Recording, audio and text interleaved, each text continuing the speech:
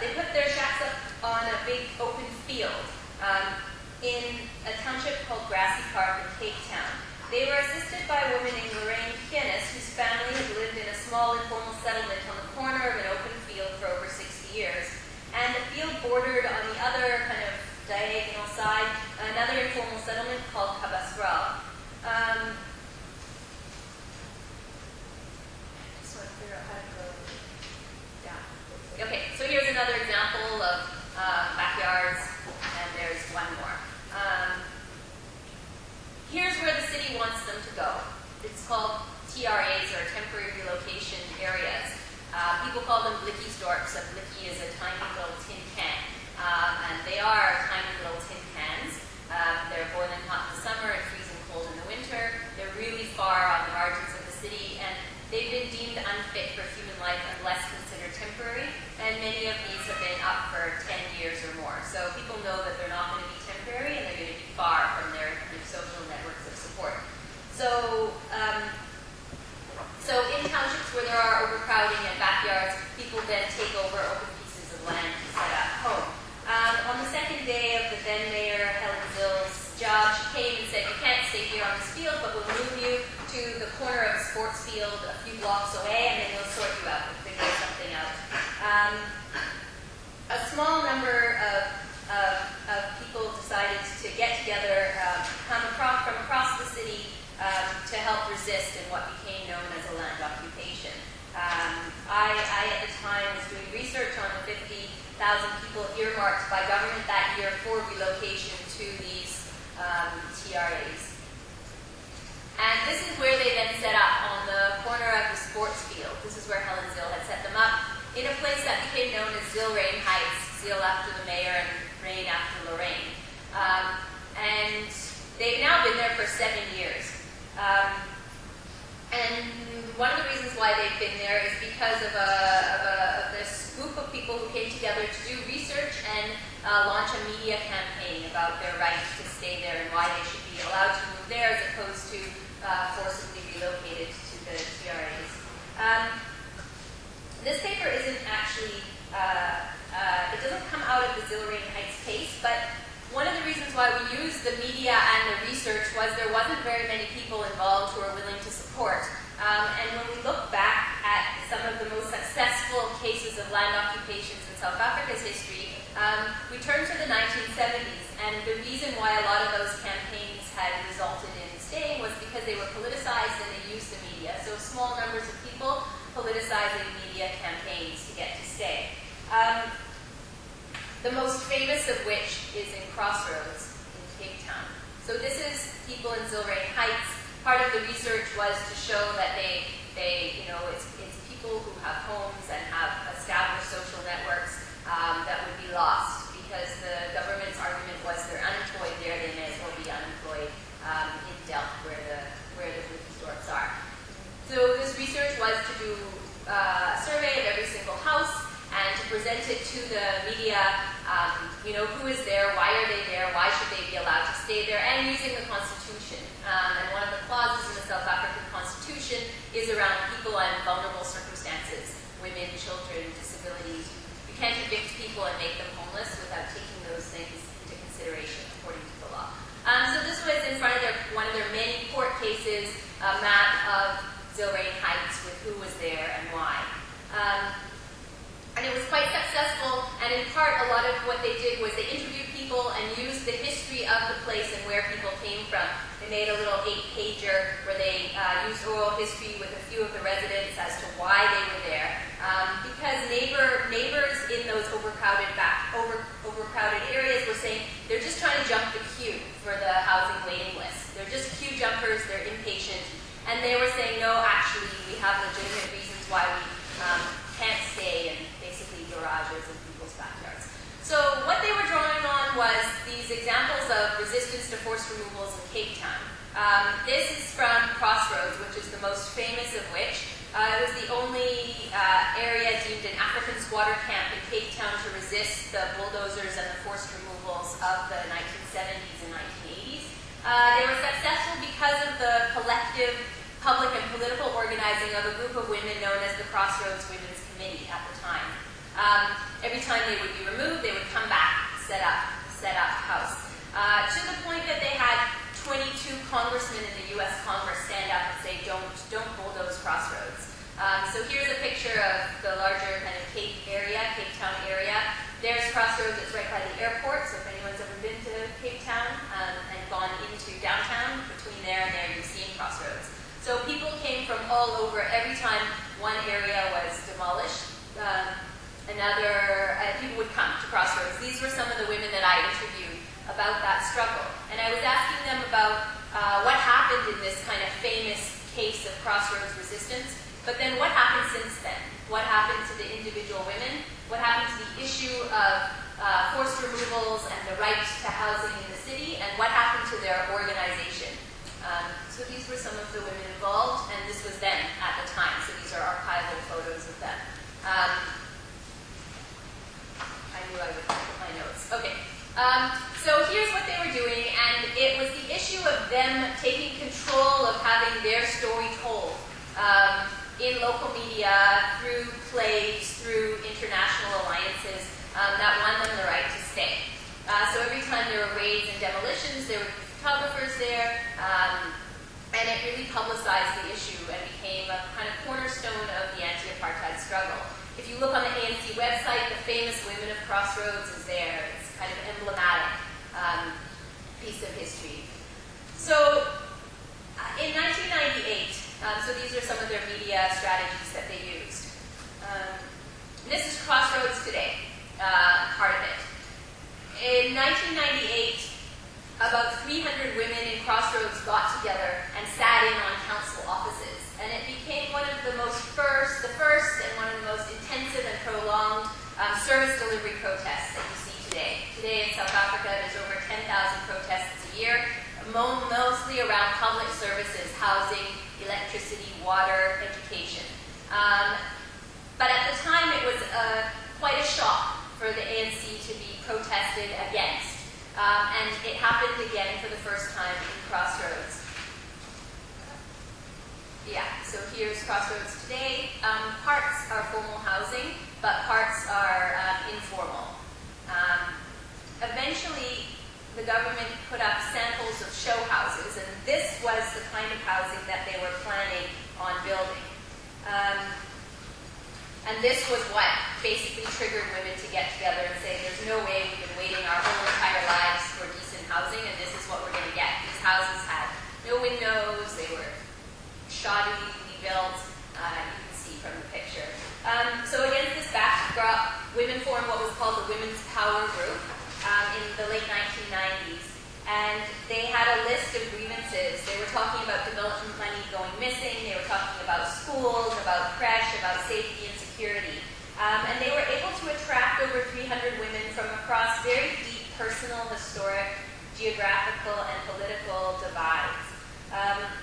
When their grievances weren't taken seriously by their local councillors, they approached the city council housing offices and eventually refused to move until their concerns were heard.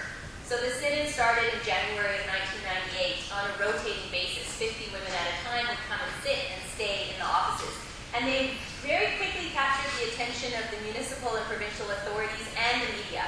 The ANC went and insisted that the ANC women disengage themselves from the Women's Power Group. The Women's Power Group underlying strength was its ability to unite across these differences. And after 4 months of court orders and meetings and investigations and arrests, things started to get violent in the rest of the township. And after a few months, all sides of the struggle had given up trying to prove legitimacy. And arson attacks, armed conflict, and murders began. Many women then fled from those offices to the Pan-Africanist Congress House, or office buildings, the PAC. And the state then supplied the Crossroads councillors with personal bodyguards. Go down. So here's some of the women I interviewed who were involved in the Women's Power Group. And I would like to just, here's some of these interviews. So for example, Mama Ngozi, she was involved, she was a key member. Her son was killed in the violence outside outside of the offices, and then at his funeral, her mother was stabbed to death. So it really was quite intense. And at a high cost, the resented housing project was eventually called off. And the Crossroads protest legitimized ongoing service delivery protests in the city at large and gained a policy change from the Department of Housing. But at the same time, what then ensued was called a war of words and bullets. And I want to switch from what happened at the protest to the way that women were really quickly reinscribed in official dichotomies of explaining what happened and why. Every decade in Crossroads, there's been an official government commission for one reason or another, and this one about the protest has very little about the women. There's a few of them that were interviewed. You can tell by the way that the questions were set up. They weren't interested in asking anything about what and why they were doing. It was about the kind of who was who in the kind of wider protest around competing political party patronage. And so turning from the substance of the sitting to the discursive and rhetorical battles to define the sides in conflict, I want to go into that a little bit. That's right. So women were quickly discredited with being backwards and against progress, with being pro-vigilante and against democracy, with being newcomers with little standing to represent or claim historical rights to Crossroads. And in isolation, it's easy to refute each one of the accusations. But I think it's important to engage in the debates because they were powerful arguments, and they were in many ways successful attempts to re-strip and undermine the actions of the Women's Power Group and write them out of political debates. These labels prescribe narrow polarizations with little insight into political and historical geography of women's experiences and perspectives. So now the famous story of Crossroads is still there, and it's never linked with this protest post-apartheid. Women were called pawns of shack lords. The counselor there, who's been counselor for life, he holds MK credentials from the anti-apartheid armed struggle. He's been the local counselor since 1996, and he's still the counselor today. So what he told me, he said, the women's movement slaughtered the people who have supported the development. When the women's power was beaten up and chased out by the community, then violence stopped and the construction of houses went smoothly. The houses are still not all built now, so that's 8 years later. And in fact, there was what's it called, when you take out a court order that he wasn't allowed to go near the building site in the last 2 years. So during this time, women were divided into traditionalists and Democrats, and ANC or PAC. And the traditionalists, the traditionalists as compared to people involved in official party politics is interesting. I think they're equally potentially autocratic. And women described their choice, and they said, in 1994, nothing changed because the councillors were leading with an iron rod. Ever since we have voted, they have replaced the chiefs with councillors. They, the councillors, repeated exactly what the chiefs had done before because there were rifts between them and the people, and they excluded us when making decisions. Even describing the Women's Power Group was a contested terrain. The commission said that the Women's Power Group was an interest group allied with the PAC against the ANC councillors. And they said any ANC women who joined were defectors to the PAC. They said they were irrational, they were anti-ANC, anti-development, anti-progress. And in the analysis of the South African police, the director of police, Mr. Mpembe, was typical of the sweeping generalizations made about the Women's Power Group from high-level officials. He said the root cause of violence was the rivalry between the traditionalists, or warlords, and the Democrats, starting in the 1980s. The warlords are now part of a civic called CAAS, which is a traditionalist organization which is in conflict with the more democratic organization, Sanko. The Women's Power Group is a brainchild of the warlords, especially masterminded by Nongwe in opposition to development. So there's all sorts of examples. They have a section on rivalries between traditionalists versus progressive leadership style. And at the end, the commission vindicated the councillors and said just a PAC scam to undermine the ANC. So women's experiences and voices were not just written out, but written in and incorporated in a way where they were manipulated and undermined. At the end, the commission said there's a culture of violence and a warlord mentality of kill your opponents or chase them away. And the mayor at the time, Roma India Paqueto, she testified at the commission, and she says, this problem can be solved with education regarding political tolerance and the right of people to different opinions and different political allegiances. But there's nothing in there about the day-to-day life, about housing policy, about redistribution of wealth and services in South Africa. So, in conclusion, I think this is a powerful example of a lost history, but also a manipulated history. And in more recent days, people then skip over this kind of generation or cohort of resistance history and look back to the 1970s and say, there's only a few of us, we're facing high levels of state brutality and militarization. Our best bet then is to hold on to the mechanisms of telling our own story through media and through campaigns that are very strategic in holding on to the plot, regardless of how these protests and land occupations often are in the end demobilized. But the sense of whose stories can be told, not just about particular people's experiences, but about the context and about what's happened in South Africa since 1994.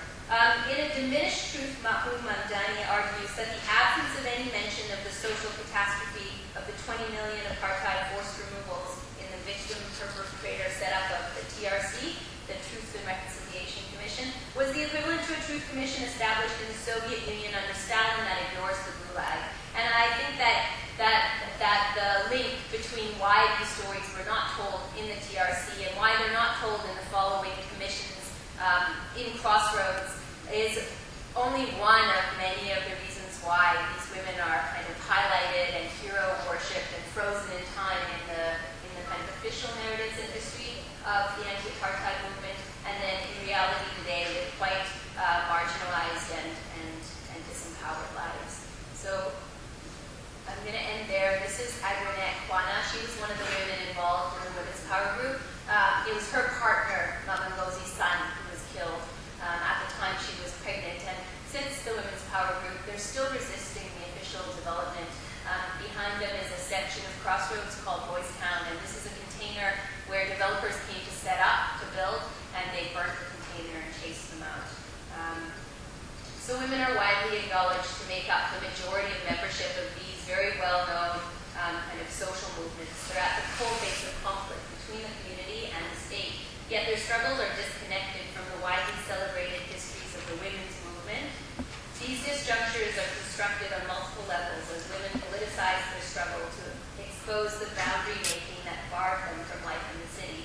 The way their lives, their movements, and their histories unfold in very different and often contradictory directions defies the very neat boundaries of victim, hero, comrades versus sellouts, apartheid versus post-apartheid, and they leave their lived experiences in a gray area without words or labels that reflect their own realities, which is an attempt at what I was trying to do here, but also more importantly is something that ongoing struggles today are trying to learn from and make sure that they then have some sort of say in at least explaining what it is they're trying to do now.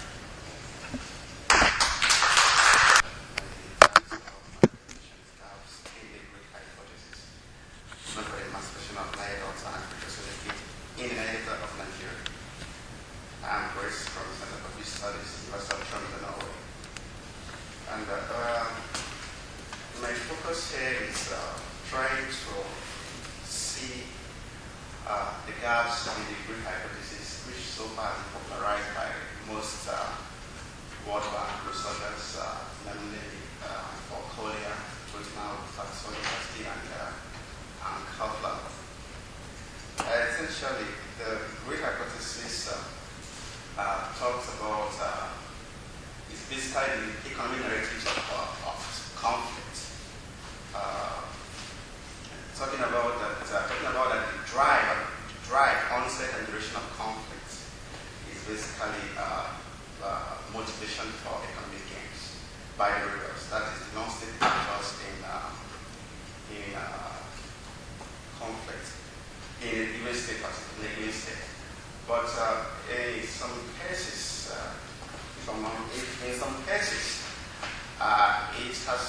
not always been the case, and that is what drove me to try to dig more into into resource-rich states conflicts where available.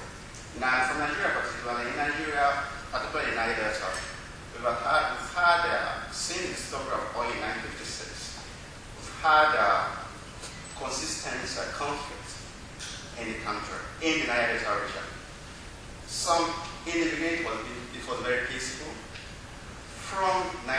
In 1966 particularly, it was a bit violent with violent confrontation with organized by the Niger Delta volunteers led by Jacoboro against the federal government. It was basically a 12-day revolution which was botched by the federal government military. And subsequently, we've had, of course, numerous peaceful protests to redress the injustice done to the people of Niger Delta by the oil companies. Of course, we've had Shell, domiciled in the Netherlands, operating in Niger Delta. It's an oil company. We've had Chevron also. We have AG. We have numerous big oil companies operating in the region. And the idea of adopting more ethical measures perhaps to explore or in the exploration of oil was supposed to be done, but most times, perhaps for reason I don't know, they've tried to adopt all unethical measures in the exploration of oil. Destroyed environment, first of all, the land, which to an extent was the source of livelihood of the people of Niger Delta, the water, which essentially is for fishing. Also, one of the areas in Niger Delta people use particularly of iron ore. And numerous attempts by the Niger people to ask for redress for the injustice done to them has met the report. And from the beginning of, from 2000 particularly, the youths becoming too frustrated, becoming too discontent with what is going on in the region, decided to take to more open confrontation to challenge not just the oil companies, but Nigerian government, insisting that we have the resources in our land. We have been educated to an extent. We have acquired skilled, talent that could be employed by this oil company. Yet we are always pushed aside when it comes to employment. The idea of local content of employing by companies was never really established. Most times, what we have is expatriates working in Niger Delta, where we have youths jobless in the street, not doing anything. Yet we have people perhaps from various parts of Western Europe, and they come to the region to work. So the people took to arms, and from 2006 precisely, men, which so far remain the most sophisticated militant group in the region, emerged. And that's, with the emergence of men, the more violent competition with the Nigerian government began. Now, there has been this argument that men so far is being motivated by the economic gains of the conflict. That, of course, they are involved in stealing the oil, what we normally call oil bunkering in my country. They've been involved in kidnapping for ransom, kidnap oil workers, and then ask for ransom, then release them. Then, of course, get involved with some other forms of economic sabotage, like oil facilities vandalization. But the question is, I was there last year for 2 months for my research. I interviewed at least 12 men militant youths. And I tried to pose a question to them. You guys are mainly motivated by gains, what you gain from bunkering the Nigerian oil.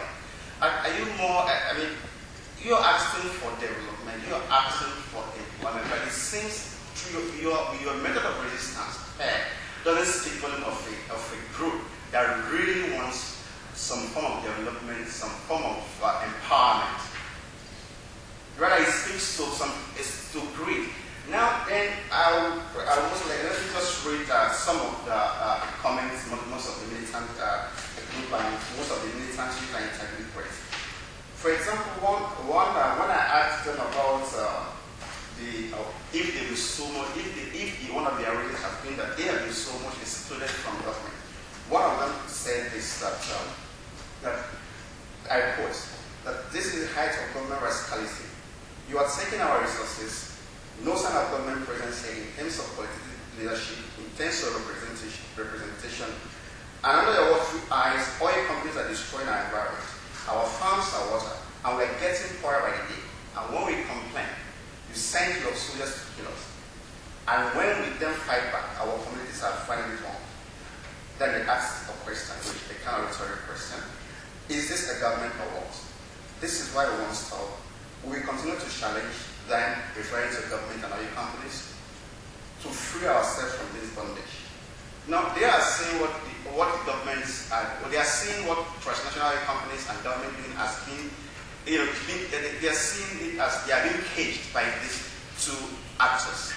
And again, there is another fundamental issue which has not been addressed effectively. I'm trying to state why who, to an extent, should move away from purely economic consideration. Why talking about resource, natural resource conflict correlations? Why there is a need for more research, need for more deeply and see if there are rooted grievances for any conflict. Now, another problem was obnoxious degrees and minority questions, which have been a fundamental issue in the Niger Delta. In 1978, Nigeria made a decree, the Land Use Act, which monopolized all land in Nigeria and vested ownership of the government. And in 1969 also, there was this Petroleum Act that vested ownership of mineral oil resources in the land and federal government. This, to an extent, usurps ownership of resources from the people. And of course, when these laws were made, there was an attempt to also initiate policies to bring about development for the youth. But these things were not met. Now, this is what another militant, one of my informants told me. Most of you say cannot forget in the story. This is what another one said. They said it was because it was the military era. Talking about, for example, the Petroleum Act was made under the military era. Even the 1978, even the Land Use Act still was made under the military era. They said it was because in the military era, things will be different this time. What is the difference?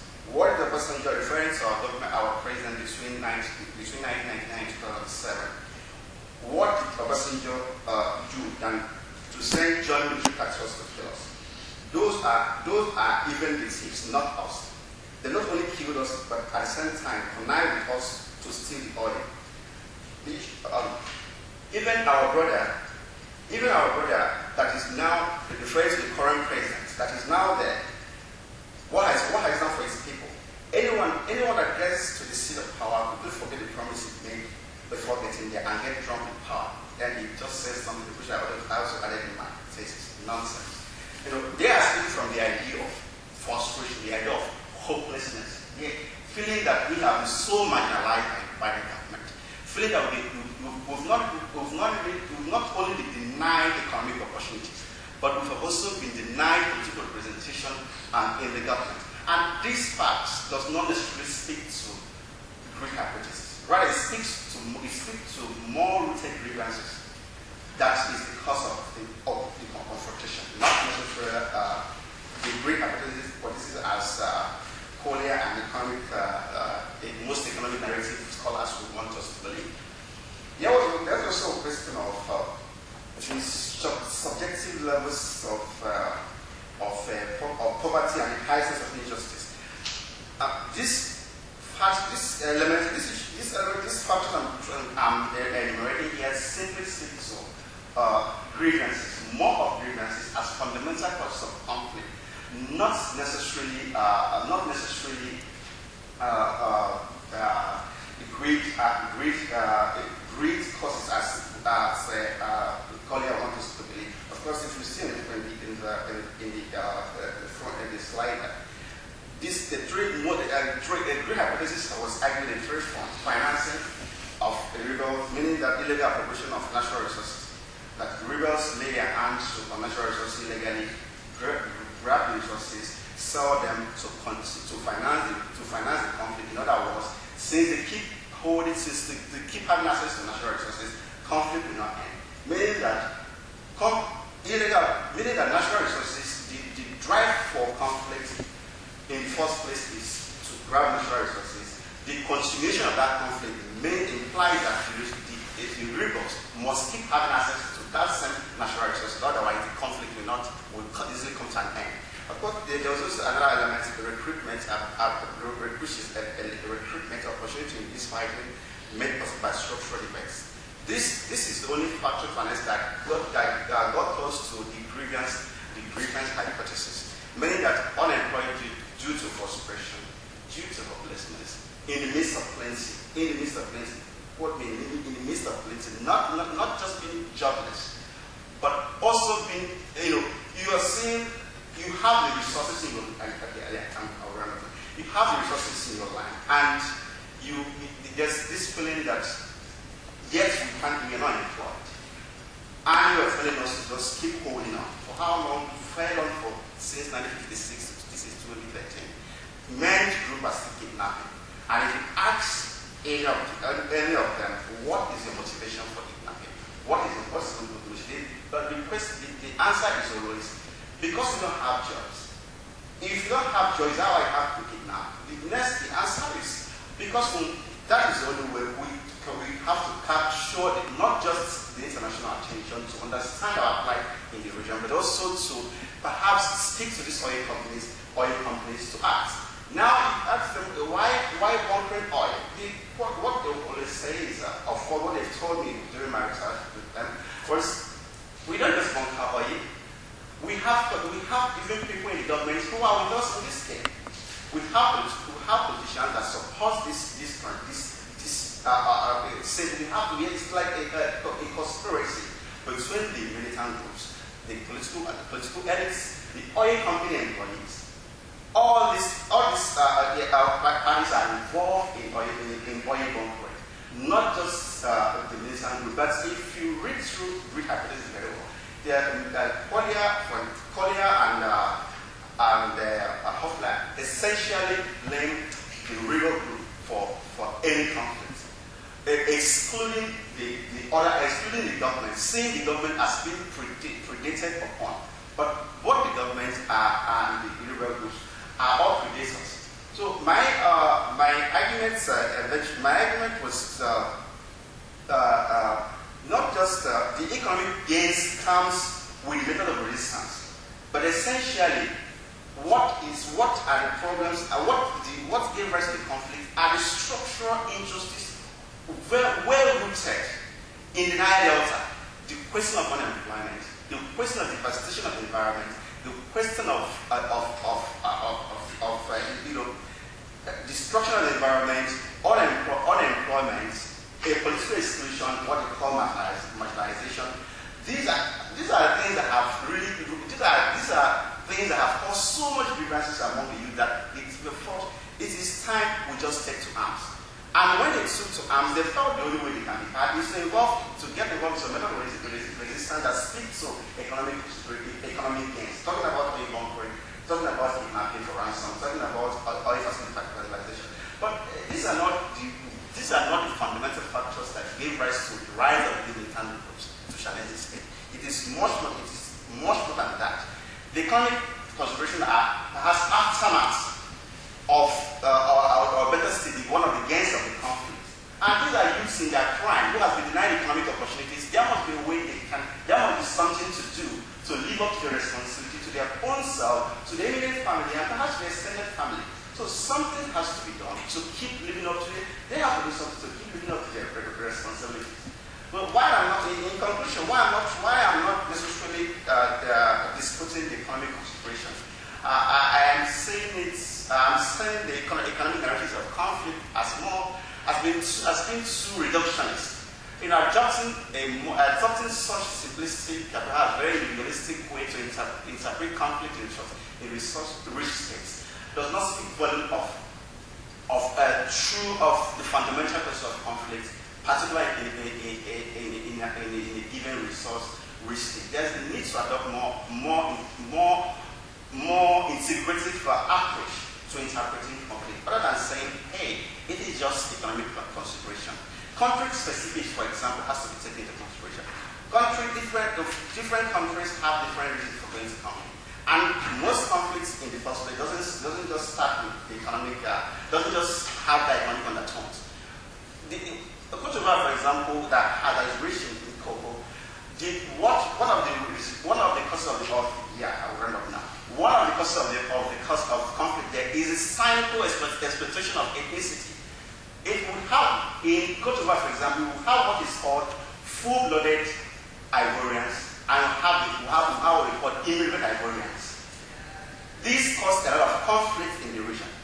In places like Colombia also, there was much even before the rise of, before the explosion of cocaine, there was more fundamental reasons why we got to the conflict. Much before the issue of cocaine and then drug came. So there is need for more integrative measures, particularly among the academic cycles, while trying to interpret conflicts. Taking up different countries, going to say empirical studies, take up 14 countries or 5 countries or 20 countries and then make a general statement on resource-rich conflict relations does not really speak completely to the causes of conflict in resource-rich states. Thank you.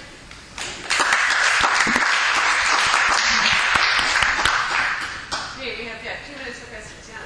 I have a question looking at your method of resistance and your conversation with the people that represented last year in Niger Delta, mentioning that you were talking about the reasons for why they were doing what they were doing. There have also been court cases actually taking the oil companies to court for the environmental damage. Did the people you talk to have any opinions on actually using different means of putting their aims forward than those of violence? Were there any thoughts that you shared about that? Yeah, of course.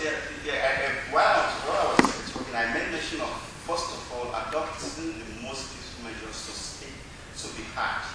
But the idea of violent confrontation with government became more pronounced rather with the emergence of democratic government in Nigeria in 1999. Because there was this argument that said that it was basically because Nigeria has been under military rule since 1960 we had our independence. And of course, military rule implies brutality, implies repressive measures, implies so many things that doesn't speak to tenets of democracy. Now there was this hope that with the emergence of democracy, that all problems in Nigeria will be solved. But it's like when with the emergence of democracy, it became worse. It was that same. In 1999, we had democracy that a community was completely bombed by a civilian president, killing about 2,000 people. I mean, leveled a whole community. That is a democratic state. So so many communities, so many individuals, like Ken Saro-Wiwa that was killed in 1995. He's an environmentalist from Niger Delta. He was killed in 1995 by the military junta in Nigeria. The son took up the case, and eventually, for a long time, it went on and on in the US. And he won the case, and Shell paid millions of dollars rather. So the family, of course, the family channeled the money back to developing Ogoni community. There was also recently some cases that have been tackled in Netherlands that has been won by few individuals. But then, we are not talking about individuals, we're talking about a whole region being devastated. Most of the youth there don't necessarily believe that why they believe in the rule of law, they call as, of course, the arbiter of justice. They still believe that, we have been so pushed to the world. There was some of that means to tell the whole world our plight. Like the issue of kidnapping as one of the methods of resistance. It's not most of the kidnappers that were apart from those few that are killed, most of them are released without any ransom. But the most important thing is that they've been hurt. Why they've been hurt? The problem in the region has been exposed by that kidnapping. It's sometimes just to publicize their plight, not necessarily because they want money. I think the only thing that have really given the militants money is the oil bunkering. And that's because of the involvement of other actors. Not necessarily. Militants cannot connive with international buyers to steal oil. There must be some well-influential elites in the society, which they really come from. Some oil company employees, conniving with them to make that possible. So, Okay, we'll need to cut it there. We're already getting into the next speaker's time. Sorry, I can't. Questions on this one? Here. Mark Press and his role during the Nigeria Biafra War. Mark Press was a public relations firm that sold the Biafra war to the outside world. In the first place, the war started in 1967 and ended in 1970. Originally, the war was considered a domestic conflict. That was the way the Nigerian government projected it. They said, don't come, it's domestic. But in the course of the conflict, it became internationalized. It ceased to be domestic. So many governments became involved. So many groups became involved. How did the war become internationalized? That's what Mark Press did, and that's what I'm going to talk about. Unfortunately, not much has been said about the role of Mark Press in the conflict. Yet, Mark Press made the war a global issue. There were two major themes that Mark Press adopted in its propaganda. Biafra had a directorate of propaganda, one for local use and one for international. Mark Press presented the international propaganda outfit based in Geneva. Now, the two themes Mark Press adopted were genocide and religion. Biafra argued that the conflict, Nigeria was waging a genocidal war against Biafra. This was very popular in the outside world. Now, why it was popular was because it was clear that the Nigerian government was dropping bombs at civilian targets. This was reported globally. In fact, the conflict was described as a tele-war because of the way some media groups got involved in the conflict. It was reported all over the world. Apart from dropping bombs at civilian targets, they also adopted starvation as a legitimate weapon of war. You see pictures.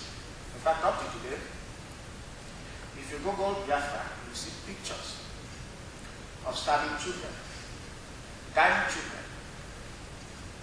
In fact, this made the war very popular. The conscience of the global community was awakened to the issue, the conflict in Nigeria, as a result of this starvation as a legitimate tool of warfare. So church groups, humanitarian agencies got involved. Now, in places like the US, groups like the Jewish community had to collaborate with Catholic organizations to send reliefs to Biafra. In Germany, it was popular. Britain worked with the Nigerian government.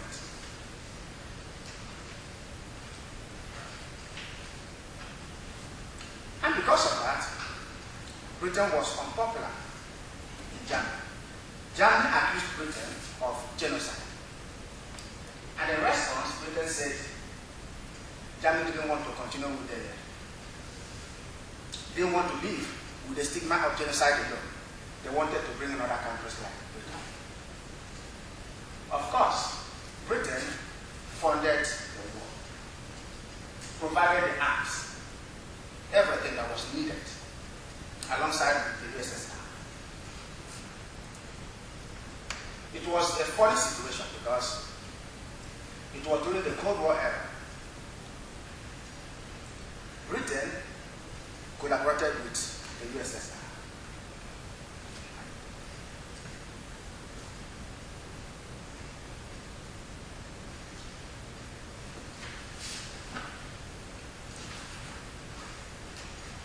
In Canada here, the opposition party supported Biafra, but the government didn't want to recognize Biafra. Through this felt recognizing Biafra means giving recognition to Quebec. And so they didn't want to talk about Biafra. In fact, they asked the question, where is Biafra?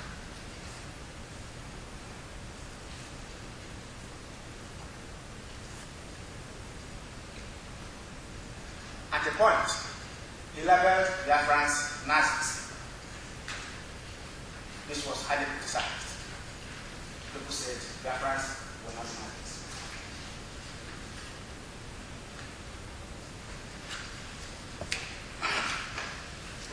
Another important theme, religion, which was popular, was used. They said it was a war between Christians and Muslims.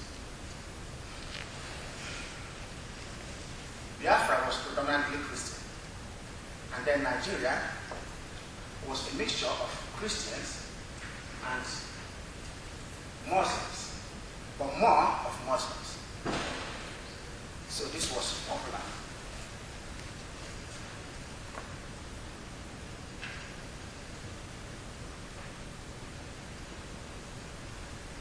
Religion as a theme was very popular in Europe. And the impact was that it attracted so many church groups in Europe. These groups gave huge religious support to Biafra.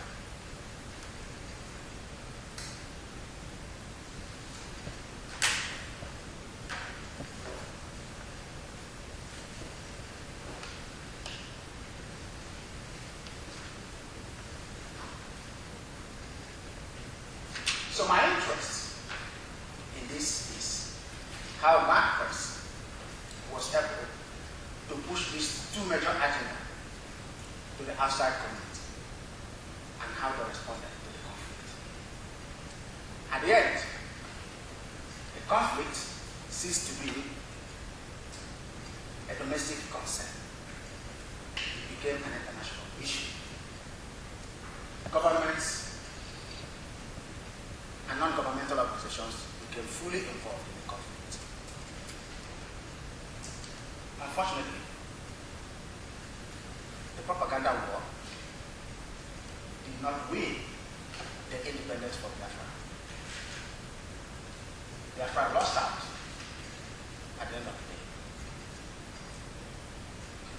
Nigeria won militarily, but lost at the propaganda front.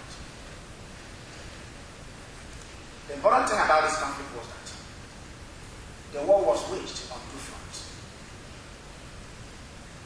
the military front and the propaganda front.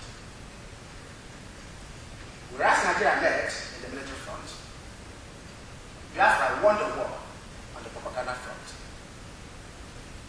As I said, winning the propaganda war did not translate to winning the total war.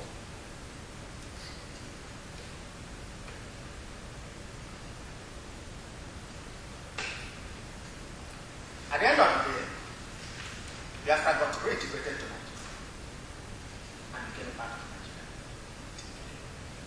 Thank you very much.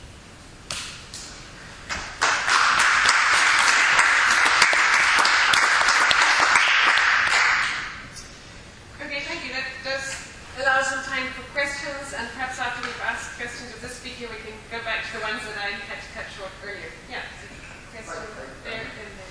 I'm Mark Press, and I'm interested in a little about there, but recently too, I take it just put his memoirs, of course he was very influential after the propaganda external war, wasn't it? Pardon? Chinua Achebe and his memoir about the Biafran experience. I seem to remember he was very effective as a spokesman of the Biafran experience. Chinua Achebe was involved, and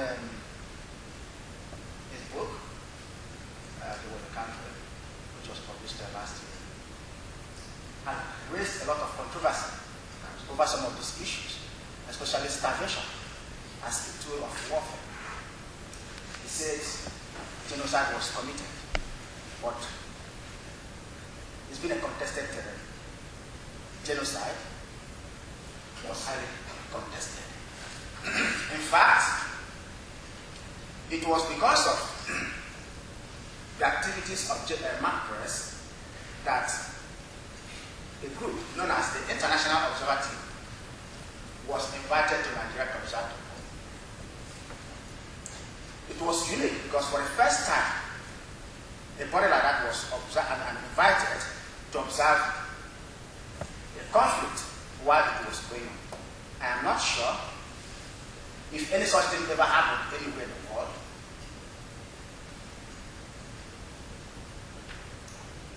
So, Chinua Achebe was involved in the conflict, but he was more or less an ambassador, traveling to places, lobbying for Biafra. Somehow, he was involved secretly in the propaganda. But they don't talk about it. He was the chairman of the group that prepared,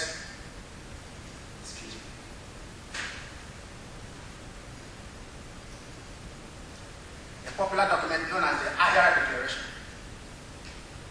So there were things they prepared, documents, which served propaganda purposes. But they usually don't talk about that aspect. He was involved, actively. Yeah? Does that answer your question? Okay, absolutely. Question? Yeah, okay. Thank you very much for the presentation. Yeah, according to what you said, you said that Mark Press was able to expose what was going on in the war to the international community. Fine. And my question is, then why is it that the international community was incapable or was unwilling to stop the ethnic cleansing and the genocide that Achebe talked about? So why do you think UNK to prevent those things from happening? And it is one of the worst cases of ethnic cleansing in African history until today. And then, secondly, after that war, why didn't the international community do anything to prosecute those responsible for those crimes and atrocities? As they did recently with people like Charles Taylor and Laurent Gbagbo. Those two questions. Thank you very much. In 2 minutes. I'm not feeling very bad, I'm very sorry. I have a lot to say. Well, as I said, it was considered a domestic conflict. And the UN, in its charter, wouldn't want to come. UTAT, who was... France is in Mali right now. For instance. Coming. UTAT felt it was a domestic conflict, and then there was no reason to come. But it was beyond that. The war was fought by Britain. And Britain lobbied to make sure the United Nations didn't come. That was the major reason. Britain was solidly behind the Nigerian government and didn't want the intervention of external powers. What was the reason?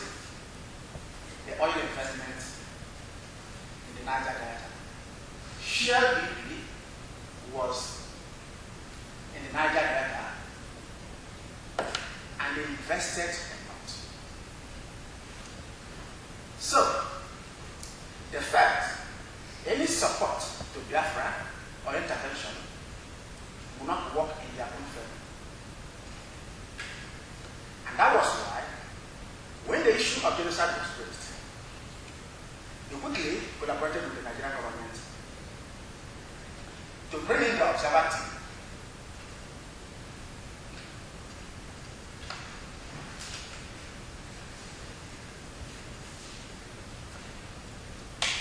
The observer team was a public relations exercise to cover up. It did not investigate a genocide, but genocide was committed.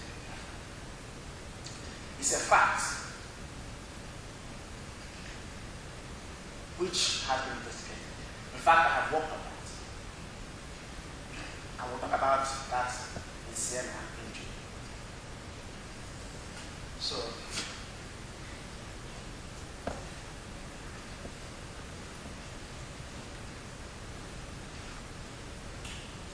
basically, for the same there reason. was genocide in Biafra. Britain didn't want it to be investigated. And they used the observer to cover up the cost.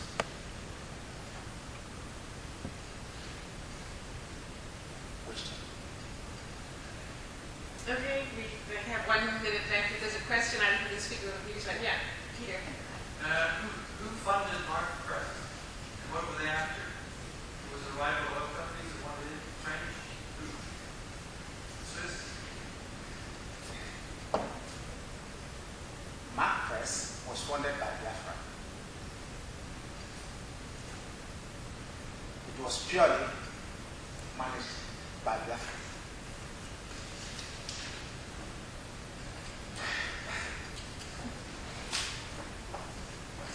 The funny thing about Mark Press was that it did not generate the reports.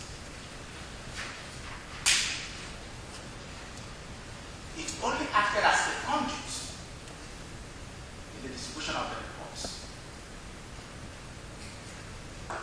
The reports that were sent by Mark Press were generated from Biafra and by Biafrans.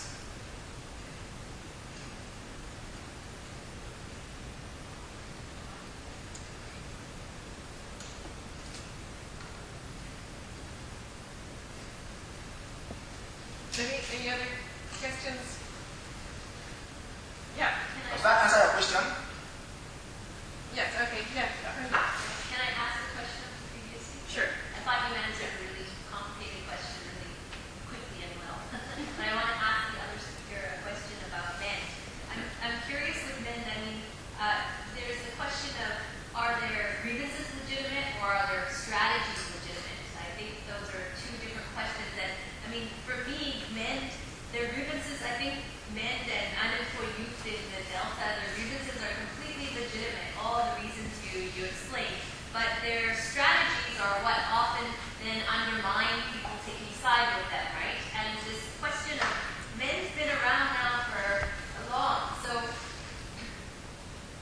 what do youth involved with men see as the alternative? Is the alternative that they just want a piece of the pie? Or do they have a sense of, alternative development, redistribution, whatever? Is there kind of ideology being reproduced, or was there, Ken Saro-Wiwa and that generation who had an environmental, social justice view, and now men are disgruntled youth who just want to be able to feed their families? So that's what I'm curious with men, especially that they now be around and relevant. First of all, like you said, these grunted elements, that to an extent explains the government version of interpreting men and all militant groups in Niger Delta. And you also need to understand militant groups in the first place is an illegal group, not necessarily a legitimate group that is supposed to operate within a legitimate state. So in trying alternative, the men feels that, or perhaps even the communities where men operate, see men group as heroes, trying to salvage their community, trying to get back what belongs to them. Why the government and perhaps international media see men as a militant group who are bent on in the process of trying to emancipate the Niger Delta from government and oil companies' exploitation, got involved in violent activities, and now being fused with some kind of greed among members. Of course, the greed there is an element of greed in the militant group. Some of the militants I interviewed spoke a lot about the leadership being too greedy, and that sometimes, of course, when they kidnap, a few times they have been paid ransom. The share doesn't trickle down to every militant group, to every member of the militant group. It does perhaps among the leaders. Even when the issue of amnesty program was initiated, that was in 2020 to an extent stop militancy in the Delta and reintegrate the men members and all militant groups into the society.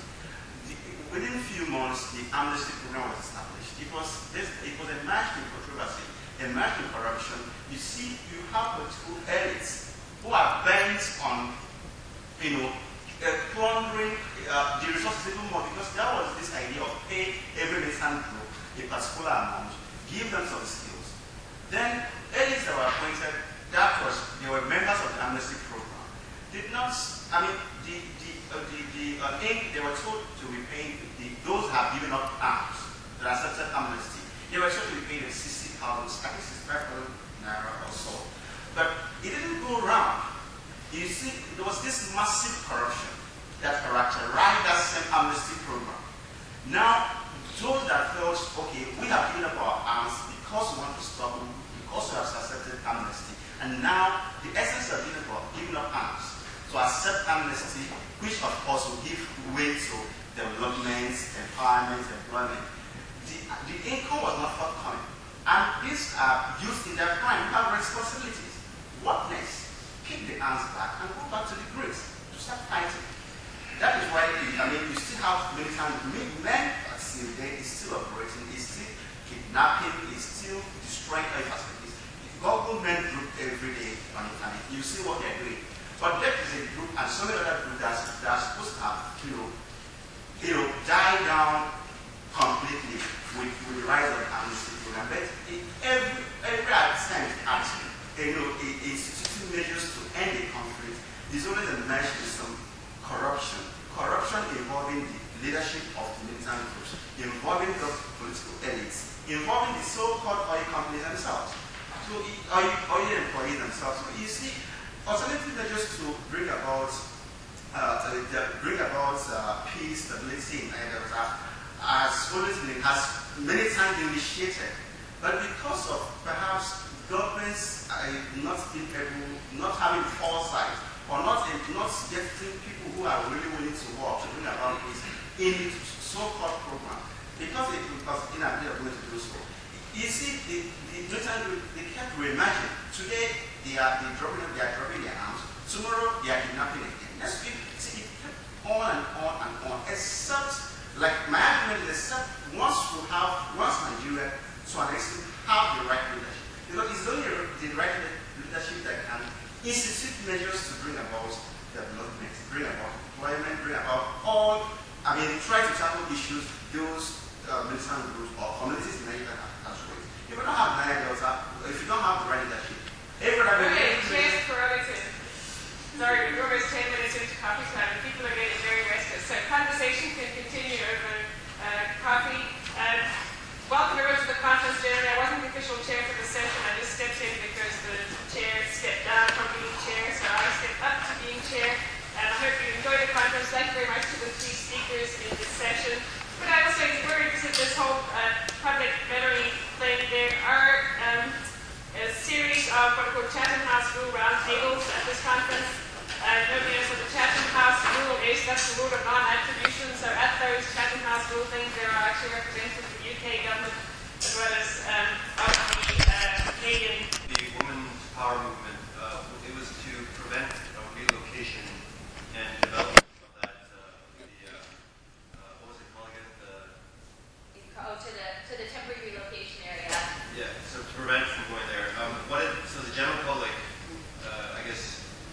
sided with the women's power movement the entire time, or was it a gradual process of that? And like, how long did that take to get the general public on side? Yeah. Okay. The general public was not involved, didn't care, didn't hear about it, nothing. It was just contained within Crossroads. So even though now it's drawn upon as a, this one first with this new wave of protests for service delivery, nobody talks about them. No one knows about them, no one talks about them. It's very much contained within Crossroads. So under apartheid, it was a moral question of moving people. It was a question about the legitimacy or illegitimacy of the apartheid state. So there was white liberals involved, there was international campaigns, there were campaigns with kind of squatters across the city. But now, when there's cases like this, there's the general public, there's no such thing as crisis in, at least not in these, so far, in these kinds of movements. Having said that, in the last year, last August, the state opened fire on protesting mine workers, the Maracana massacres last August. And that has precipitated quite a bit of public engagement around, should the state come in armed and whatnot to quell protests. But in this case, the councillor is saying, they're trying to jump the queue, I'm trying my best, I have limited resources, that sort of thing. And a lot of people won't go there. So in the case, for example, of Zilrain Heights, they tried to draw other people in similar situations in to say, if we can use the Constitution and the laws and the media to fight for this occupation in Grassy Park, then it can potentially change the fate of the 50,000 other people in the city who were earmarked for relocation. But in 1998, it was brand new. It was this sense of, if you're protesting against your local councillor, it's the first time you've ever had a local councillor, are you then, do you wish there was white people back in power? It was quite a taboo thing. And I think since that time, it's become more of a legitimate way of voicing concern when you try all the official bureaucratic, stages and nothing happens. I guess my question was like, if they were seen as somewhat successful, it seems like they are, how did they utilize the media? I mean, the media's main channel is through the public. How did they manage to be successful without garnering a lot of public support? The later case has been successful from using the media, but this case, what they didn't. So they were learning from the historical example of why are these women famous in history, but in real life, completely irrelevant. So the later cases are looking at that and saying partly it's because they kind of lost control of their own stories. Yeah. Maybe it was confusing with which case was which case. Are there any other questions for me? Okay, great. Thank you. Shall I take this? Yeah. Why did the ANC turn on these women? Why didn't they use the sort of whole movement to its own advantage? On the one hand, the ANC acts like they're, these are old mamas, they're poor and they're female and they live on the margins of the city and they're so harmless. And on the other hand, they respond with state violence. So obviously, what they're asking for is a threat. And what they're asking for is basic human needs. They want houses and schools and whatnot. But under neoliberalism and the policies of restructuring, if everyone actually got a house and a decent school, the ANC wouldn't be able to be such fat cats doing what they're doing. I mean, there's no way that they can run things the way they're running and give everyone what they're supposed to have. So it's a threat. It's a threat when these women speak out for something quite simple, because there just isn't those kind of provisions in budgets. For example, in Cape Town, there are 450,000 families, so maybe about 2 million people on the waiting list for housing. So they're people who have been deemed officially, yes, your situation, you should get social housing. And they've been promised social housing and they're on the list. So the list has 450,000 families, and they build 11,000 units a year. So people are competing against each other. The local councillors sell off housing